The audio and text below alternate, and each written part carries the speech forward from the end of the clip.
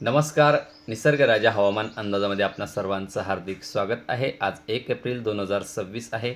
बघा शेतकरी मित्रांनो, काल बऱ्याच ठिकाणी पावसाने विश्रांती घेतली होती, पण पुन्हा आज पश्चिम महाराष्ट्र व मराठवाड्याच्या काही भागांना हलका ते मध्यम स्वरूपाचा पाऊस हा पडण्याची शक्यता राहणार आहे. तसेच उद्याकडे 2 तारखेला मात्र राज्यामध्ये बऱ्याच ठिकाणी मेघगर्जनेसह सोसाट्याच्या वाऱ्यासह हलका मध्यम स्वरूपाचा पाऊस, तसेच काही ठिकाणी जोरदार पाऊस व काही ठिकाणी गारपीटसुद्धा होण्याची शक्यता सोसाट्याच्या वाऱ्यासह या पावसाची शक्यता आहे. तसेच आजचा पाऊस हा पश्चिम महाराष्ट्रातील काही भागांना व मराठवाड्यातील काही भागांना होणार आहे. पण पुढील 48 तासात हा पाऊस जवळपास कोल्हापूर, रत्नागिरी, सांगली, सातारा, सोलापूर, पुण्याचा काही भाग, अहिल्यानगर, नाशिक, मालेगाव, धुळे, जळगाव, शहाद्याच्या काही भागांना हा पाऊस पडेल.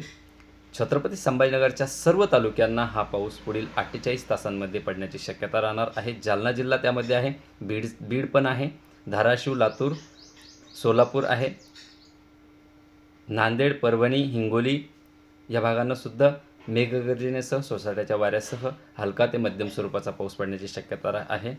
अकोला, अमरावतीसुद्धा आहे, यामध्ये बुलढाणासुद्धा आहे. या भागांनासुद्धा हलका ते मध्यम स्वरूपाचा पाऊस पुढील 48 तासात पडणार आहे. जवळपास मराठवाड्यातील सर्व जिल्हे, पश्चिम महाराष्ट्रातील सर्व जिल्हे, उत्तर महाराष्ट्रातील सुद्धा सर्व जिल्हे, फक्त शहाद्याला तुरळक ठिकाणी, विरळ ठिकाणी पाऊस पडण्याची शक्यता राहील. आणि पूर्व विदर्भाकडं 1 आणि 2 तारखेला तुरळक ठिकाणी, 3, 4, 5 तारखेला पुन्हा त्या पूर्व विदर्भाकडे सुद्धा पाऊस पडण्याची शक्यता राहील. तर पश्चिम विदर्भात मात्र 1, 2, 3 तारखेला सुद्धा पाऊस पडण्याची शक्यता राहणार आहे.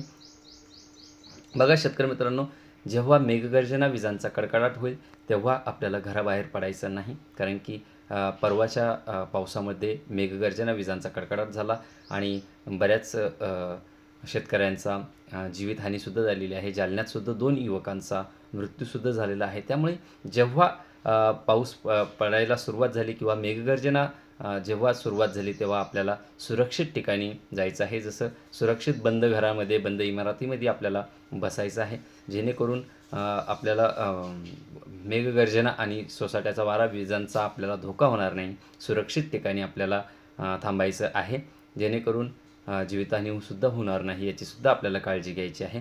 तसेच 2 तारखेला या विजांचा, मेघगर्जनेचा, सोसाट्याच्या वाऱ्याचा जास्त धोका असणार आहे, याचीसुद्धा शेतकऱ्यांनी नोंद घ्यायची आहे. धन्यवाद.